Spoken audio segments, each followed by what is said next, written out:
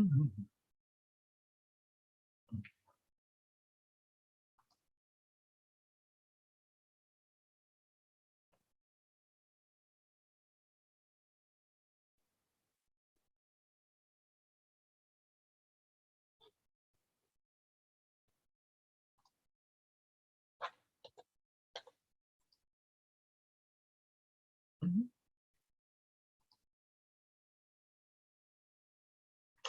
there it is. Okay, I am on. Oops. Good morning, folks. I'm just sitting here for like a minute watching that. I wasn't getting an indication that we were actually on, but we are. Yay! Good morning.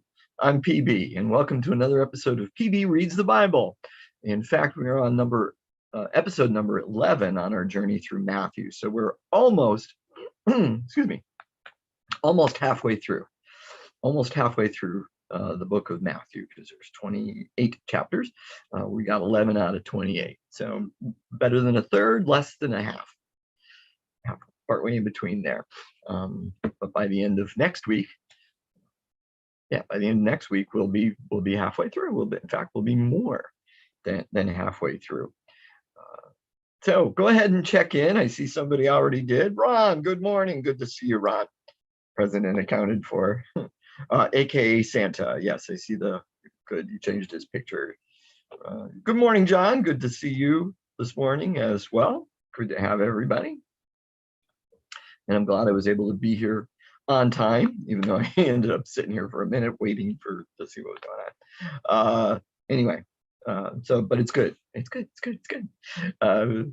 Go ahead and check in and say hello to each other. Good morning to each other. Post comments, questions, send me text with any of those kind of things to 570-351-1619. I did get a question yesterday via text that I will share and answer here in a few minutes. Just going to take a moment for a couple announcements, I guess you would say. First, of course, today is Thursday, so it's or Friday Eve is another way of looking at today, and so it's our last day of our readings for this week. Won't be having readings tomorrow or over the weekend. We'll be back on Monday with chapter 12. Back on Monday with chapter 12. Pat Short checking in via texting. Her computer she's using isn't allowing her to do that. So, but good to have you with us, Pat. Good to have you with us as well. And she says hello to everybody. Hopefully you're on your way back to Pennsylvania, or will be soon. We have kept you guys in prayer. Hopefully praying that healing takes place and all that. So good stuff. Where was I? The only other announcement, we worship on Sunday, of course, at 8:15 and 10:45 in person, 10:45 online only. Also on Sunday, if you're in the area, 2:00 in the afternoon, the historical church, the Harbaugh Church over on Harbaugh Church Road, I believe, right on the border with Maryland, will be the Historical Society is having an old time Christmas carol event, and they did it 2 years ago. They didn't do it last year, and apparently I didn't screw up enough last time, so that they've invited me back to kind of lead the singing and stuff like that. So we'll be there Sunday afternoon at 2.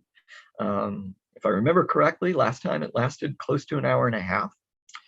So if you do go, plan on being there for a while. And remember, it's not heated. I don't think it's heated, and there's no bathrooms. So take care of that stuff in advance and dress warmly. You don't really need to dress warmly today. It's supposed to be 62 degrees here in Waynesboro this afternoon, which is bizarre for December 2nd. But don't know what it's going to be on Sunday.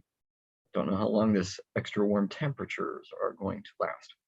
So that's enough of that. We're going to get into Matthew. So I'm going to share the question from yesterday and what it's relating to. It's relating to chapter 10, verse 34. So I'm going to reread that verse and put it into context as well, and then we'll move. I'll kind of answer the question. We got a couple more checking in. Good morning, Maureen, and good morning, Marcia. Good to have the both of you joining us this morning as well. So chapter 10, verse 34 says, "Do not think that I have come to bring peace to the earth. I have not come to bring peace, but a sword." And let's put it into context and read the next couple of verses as well. "For I have come to set a man against his father, and a daughter against her mother, and a daughter-in-law against her mother-in-law, and one's foes with the members of one's own household. Whoever loves father or mother more than me is not worthy of me, and whoever loves son or daughter more than me is not worthy of me. And whoever does not take up the cross and follow me is not worthy of me. Those who find their life will lose it, and those who lose their life for my sake will find it." So that was that's the whole passage.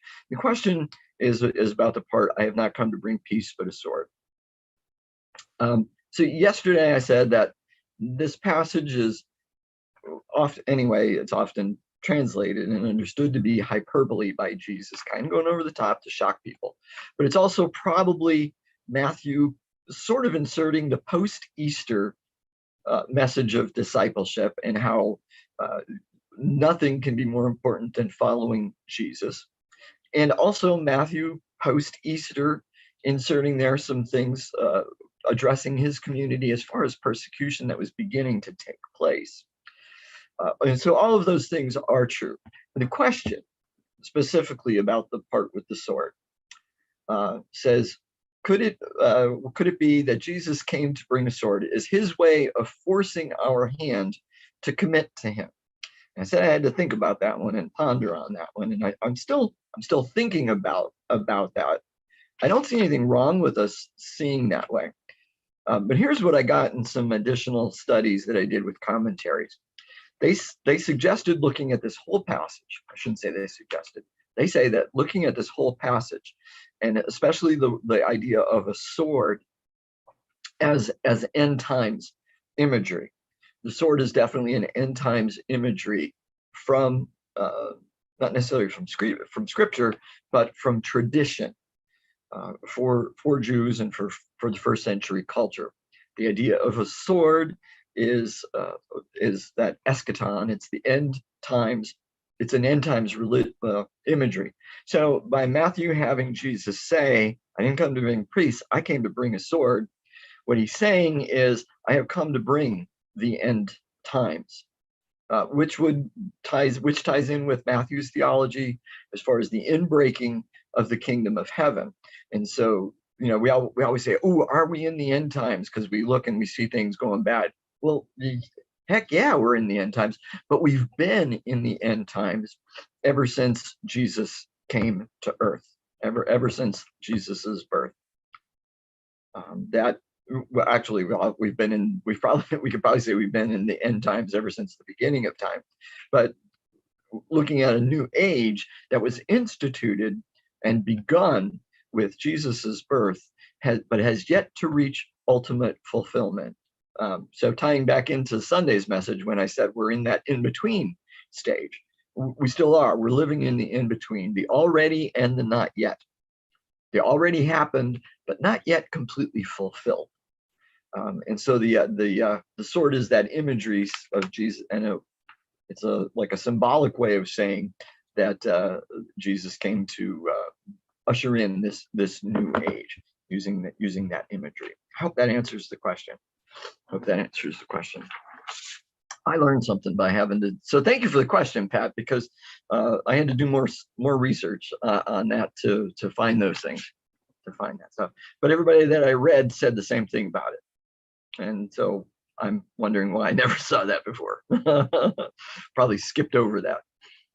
So now let's turn and move into chapter 11. Now, when Jesus had finished instructing his 12 disciples, he went on from there to teach and proclaim his message in their cities. When John heard in prison what the Messiah was doing, he sent word by his disciples and said to him, "Are you the one who is to come, or are we to wait for another?" Pause. You're welcome. So we're going to pause here because Matthew's choice of words is very important. Notice in like halfway through the verse, he uses the word Messiah, or if you're reading the NIV or some other translation, it might say the Christ. Remember, Messiah is the Hebrew term, and Christ is the Greek term, mean the same thing. Both mean anointed one. Both mean anointed one. So if your translation says the Christ, don't get panicked when I say Messiah. All right, but Matthew is very particular in using that. So when John heard in prison what the Messiah was doing, he sent word by his disciples and said, "Are you the one who is to come, or are we to wait for another?" Now, his choice of words of the one who is to come, or your translation might put that a little bit simpler, the coming one, that is a slightly different thing than Messiah. That is the person to bring in, usher in the new age, and has a violent context to it. So why is John asking this question? It's not that he's coming to realize that Jesus is the Messiah. This is kind of Matthew's way of showing that even someone who did have faith in Jesus can kind of slip, because earlier, remember when John baptized Jesus, he pretty much said all these things. Yeah, this is the one that's coming that's much more powerful than I am. So now he's having doubts. And why is he having doubts? Because of what he heard in prison about what the Messiah was doing. In other words, Jesus wasn't living up to John's expectations of what the coming one was to be, and was to look like, and was to do. So he's gone from a person of faith and belief, and he's slipping. He's having doubts. And let us point out also, and you'll see that in a moment, take close note, Jesus doesn't condemn him for having doubts. Jesus answered them, John's disciples, "Go and tell John what you have heard, what you hear and see. The blind receive their sight, the lame walk, the lepers are cleansed, the deaf hear, the dead are raised, and the poor have good news brought to them. And blessed is anyone who takes no offense at me." Pause. So Jesus says, tell John what you hear and see. Now, when we read that, we might think, oh, he's talking about the rumors, like what people have said about Jesus. And that's not what Matthew's saying. That's not what Jesus is saying, because it's not what you have heard. It's what you hear and see. Chapters 5, 6, and 7, when Jesus began his ministry, 5, 6, and 7 was all about the Messiah, the words of the Messiah. And then chapters 8 and 9 and 10, because it's his disciples doing things, or being given power to do things at least, is about the Messiah in deeds, in action, in deeds, in action. So when Jesus tells John's disciples, tell him what you hear and see. In other words, tell him what you've heard me say, tell him what you've seen me do. And he gives that list, which ties in with all of the miracles that Matthew very specifically picked out and used back in those chapters in order to really make this verse complete. Good morning, Marilyn.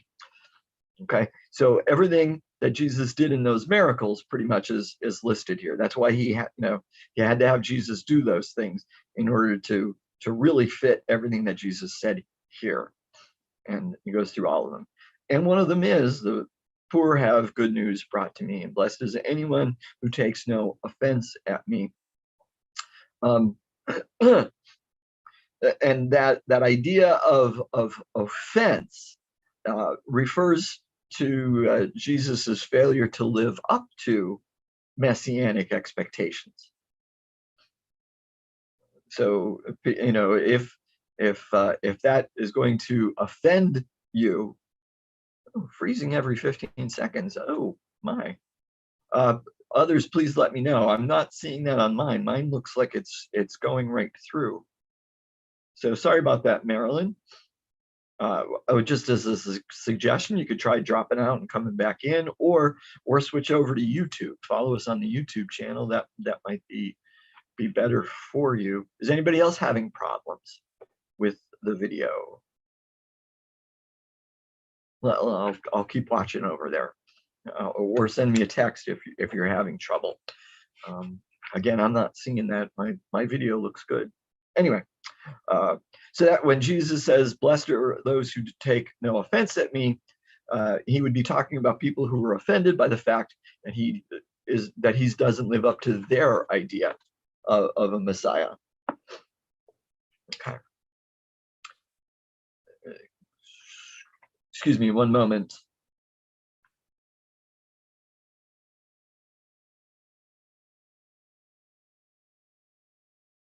Oh, somebody says that they're good, so that's good. The Bible must be, the video must be working okay. I'm really sorry about this, but kind of have to answer this text.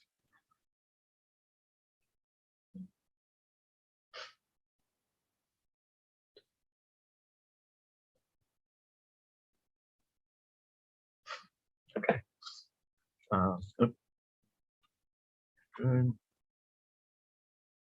Instead of offense, yeah.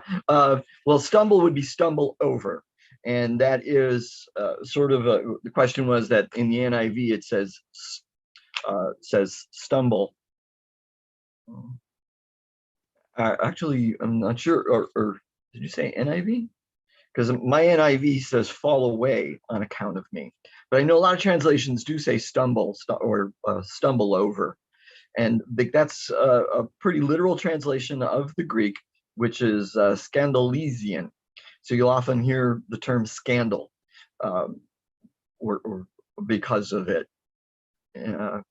You'll often hear scandal because of it, that Jesus is this scandal, but it's that's that trip over, fall over, offense. So, and we use that word scandal. Scandal is, ooh, scandalous. So it's an offense. They're kind of all tied together. Fall is more of an action that kind of has, that stumble over. So the NRSV is probably a little bit more literal in the translation as far as offense. Okay, but all would have the same basic understanding that that's what Jesus is talking. Don't stumble over me because I don't live up to your expectations. It's tied in a little bit better with the offense, I think, than it is, and with scandal than it is with just fall over. Don't make me, don't trip, don't let me trip you up.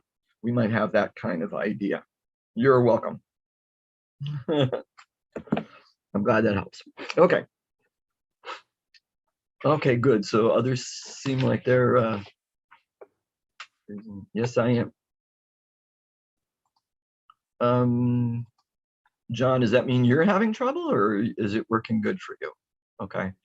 Good morning, Annie. No trouble here. Okay. So looks like most people are having no trouble anyway. Moving on, continuing.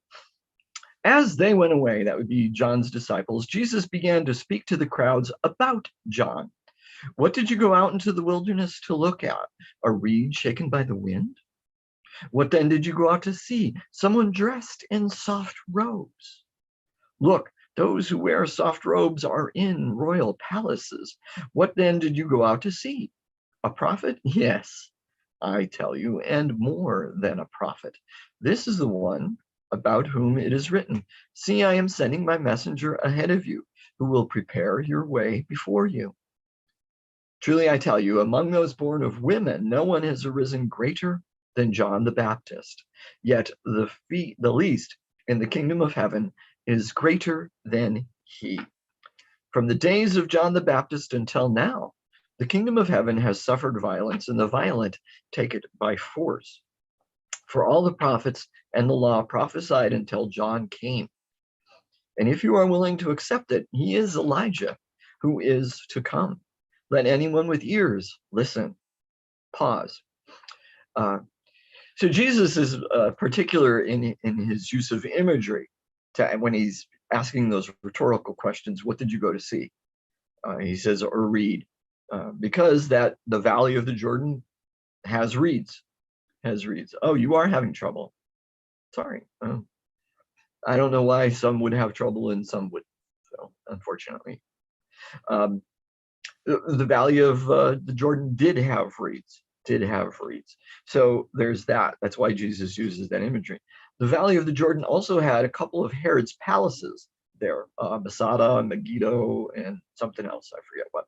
Were in that area, and even some of the coins of Herod's time, some of his coins had reeds embossed, marked on the coins, on the coins. So it's a multi-layered imagery taking place there. So what is Jesus? What is Jesus saying? Is he saying no? Like it's sort of that two kingdom thing, conflicting again, and Jesus is because the answer is no. That's not why they went out there. Didn't go out there to see a reed. Well, and what do we say? What do we think about a reed? A reed moves in multiple directions anytime the wind blows. So they didn't go out to see a prophet, a person that was affected by the political winds of change. Didn't just go this way or that way based upon the political climate or based upon the directives of the directives of Herod, but stuck to their message of repentance. Okay, so it's sort of a multi-layered thing, and nor did John wear luxurious soft robes, which would indicate not only Herod, but Herod's sycophants would be wearing nice clothes, and Paul didn't, or excuse me, not Paul. John didn't wear those. John wore the harsher wilderness clothing of a prophet. The harsher wilderness clothing of a prophet. So that's the other part of the imagery there. That's why Jesus would be using those things. And he says, yes, he was a prophet. In fact, he's more than a prophet. In other words, Jesus, and Matthew has Jesus saying, whatever way you want to look at it, Jesus is saying John fits the bill as Elijah, because Elijah is supposed to show up before the end of days, before the Messiah, before the promised coming one. And Jesus is saying, that's who you went out to see. That's who you went out to see. And gives that quote, I'm sending a messenger ahead of you to prepare the way before you, which is from Malachi. It says how great John is, but among those in the kingdom of heaven, even the least is greater than him. Which might be Matthew kind of inserting that part there to encourage that first century church, because they are part of the kingdom of heaven. So even if you're just a low person in the kingdom of heaven, you're at least as great as John. At least as great as John. Then those last couple of verses from the days of John the Baptist until now, so 12, 13, 14, and 15. There's a lot of disagreement over what those verses actually mean, and they show up here in a different context than they do in some other scriptures and some other places, and even in the mythical Q, at least based upon where it shows up in other places. So, and it also depends. The grammar is difficult to render from Greek to English clearly and plainly, and the verbs can be translated in slightly different ways, giving different tenses. So we're not sure who the actor is. Some translate it as the people who are in the kingdom of heaven using violence to expand the kingdom of heaven, whereas other translations give a different, translate it differently, with an understanding that those who are outside the kingdom are trying to retake the kingdom by force. So both are valid grammatically. grammatically speaking. Both are valid and accurate grammatically speaking. I think the second one makes more sense to me as far as matching up with my Jesus. And the second one matches up better with my Jesus than the first one, a person of peace. Although I know he said, I didn't come to bring peace, I came to bring a sword. That's imagery for bringing in the thing. Letting with ears listen. So there's a lot. There's a lot of discussion about that, differences of opinion. People still argue over which it really means. Continuing, verse 16. But to what will I compare this generation? It is like children sitting in the marketplaces and calling to one another. We played the flute for you and you did not dance. We wailed and you did not mourn. Pause. Remember, the flute and the wailing are both part of a funeral. And so when it says dance, it's not like a dance of joy either. That's a particular funeral dance. So this generation wants mourning. This generation wants a funeral, and they're complaining because Jesus isn't living that way. For John came neither eating nor drinking, and they say he is a demon. The Son of Man came eating and drinking, and they say, look, a glutton and a drunkard, a friend of tax collectors and sinners, yet wisdom is vindicated by her deeds. Okay, pause. So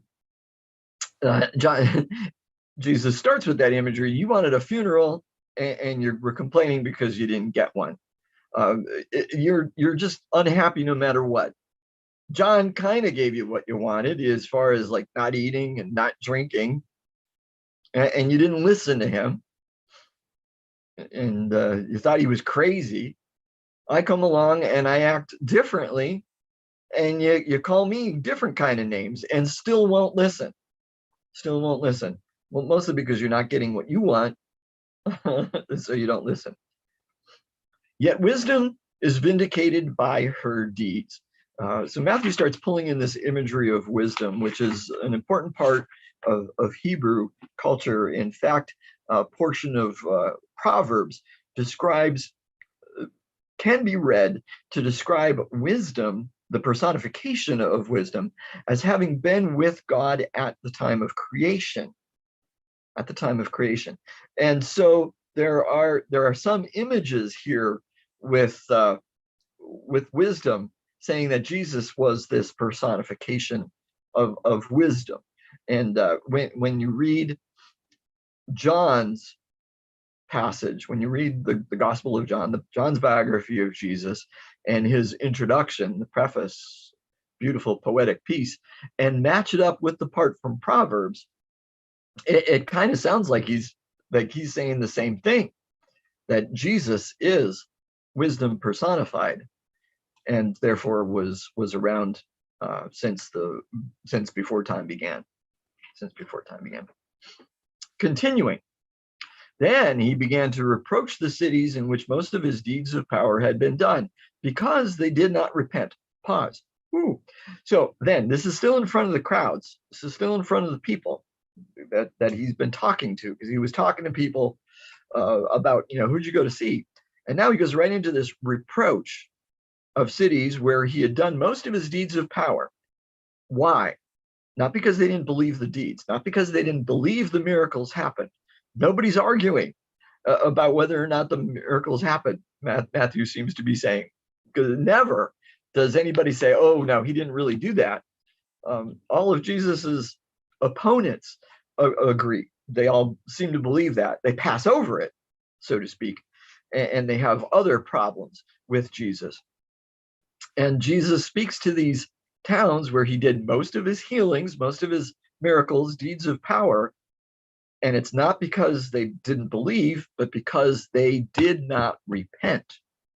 So there was no change in them because of encountering Jesus and seeing his power.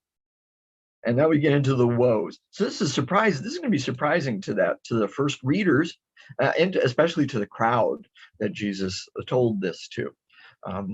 And he does mention some places that are surprising because he doesn't give, there's no indication in the gospel other than here about anything about them.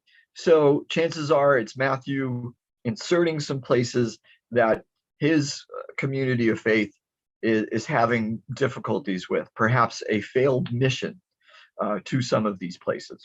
Okay, so it goes to the woes, which are very scriptural. They're very prophetic. You turn back to the prophets in the Old Testament, and they often have woes to various places, various kingdoms in particular, and cities, because they were mostly city-states at the time. However, big difference, big flip around. The prophets of old were all to Israel's enemies when they gave woes. Those woes were all to the enemies of Israel, whereas Jesus's woes are to communities within Israel. Boom. All right, continuing. Woe to you, Chorazin! Woe to you, Bethsaida! For if the deeds of power done in you had been done in Tyre and Sidon, they would have repented long ago in sackcloth and ashes. But I tell you, on the day of judgment, it will be more tolerable for Tyre and Sidon than for you. And you, Capernaum, will you be exalted to heaven? No, you will be brought down to Hades. For if the deeds of power done in you had been done in Sodom, it would have remained until this day. But I tell you that on the day of judgment, it will be more tolerable for the land of Sodom than for you. Pause. So these places where Jesus did things, woe to you. However, this part needs to be read with the next part as well. And we will. We're going to continue. So keep this stuff in mind, that Jesus just gave pronounced these warnings, these woes to these places. And we'll get there. Just want to point out one other thing about Capernaum. It says, you will be brought down to Hades. Don't translate that as hell, especially not our idea of hell. Often translated as hell here. There are 3 or 4 different words that are translated as hell. Each one has a different meaning. So why we translate them all as hell, I don't know. But Hades quite literally would be just a place of the dead. It's a place where the dead go and stay. It's not a place of torture or torment. They're just there. But won't be going to the kingdom of heaven would be the important part of that. Okay. So there's this warning of these woes to these places for non-repentance. Oh my gosh, who can be saved? Continuing. At that time, Jesus said, I thank you, Father, Lord of heaven and earth, because you have hidden these things from the wise and the intelligent and have revealed them to infants. Yes, Father, for such was your gracious will. All things have been handed over to me by my Father, and no one knows the Son except the Father, and no one knows the Father except the Son, and anyone to whom the Son chooses to reveal him. Come to me, all of you that are weary and are carrying heavy burdens, and I will give you rest. Take my yoke upon you and learn from me, for I am gentle and humble in heart, and you will find rest for your souls. For my yoke is easy and my burden is light. Period. End of chapter. So if we read that earlier part, 20 through, especially the last couple parts of that, the whole thing, 20 through 24, it ends on a very dire note.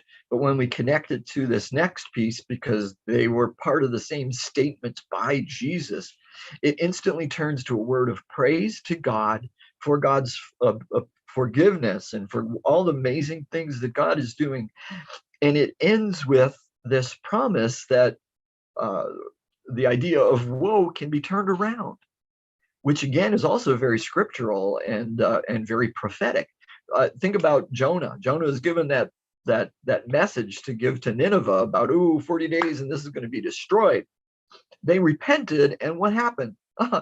God changed God's mind and didn't do anything and didn't destroy the city. So we're ending here with that same kind of message from Jesus. The same kind of message from Jesus. There are other important parts in here as well. For instance, that idea of you've hidden these things from the wise and the intelligent and have revealed them to infants. What does that mean? Well, the idea is the wise and intelligent would be the ones who are supposed to be wise and intelligent, the leaders. But the infants, when you think about infants, don't think about dumb, but think about like innocent. Think about the idea of being innocent. And excuse me, I had something else in my mind to say about that.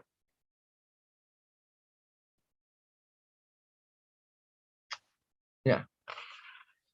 Think about innocent and unpretentious and open, and that's what an infant is: unpretentious and open.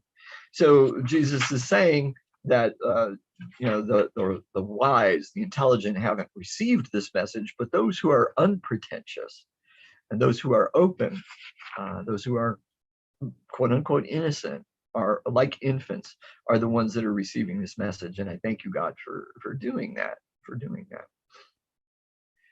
take my yoke upon you and learn from me, for I am gentle and humble in heart, and you will find rest for your souls. For my yoke is easy and my burden is light. Those heavy burdens. We've kind of watered down this passage, and we almost think that, well, it's just the cares of life are weigh us down, and Jesus is willing to take those off of us. And I'm not going to say that that's not that Jesus doesn't do that, because Jesus does. But that's really not what this passage is talking about. Matthew and Jesus is talking about the heavy burdens of Torah obedience, of religiousness of the times, and this heavy load that were being placed upon them. The heavy load that was being placed upon them made it very difficult, and that's what Jesus is talking about with regards to this yoke and the heavy burden. And he says, "Take my yoke upon you." Now, the idea of a yoke does involve service and servitude. Who puts on a yoke? Not people, obviously, but oxen. Oxen are yoked. And so it is in that. So there's service involved and obedience. But Jesus's requirements of obedience are much lighter than this heavy burden of religiosity that the people are stumbling under and being worn away by. Okay.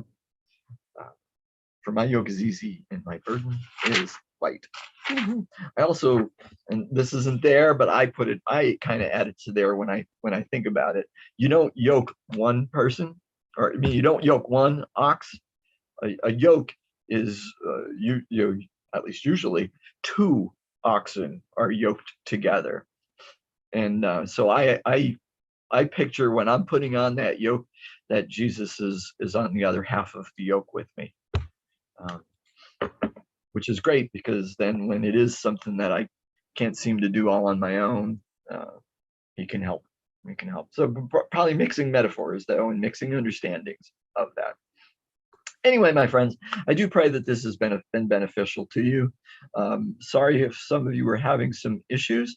I would suggest you can try going back in a little bit later and watching the video recording, and that should take care of that. Because I'm going to say, if you're having problems, it's beyond here. It might be on your end. Anyway, again, I pray this has been beneficial to you and all that.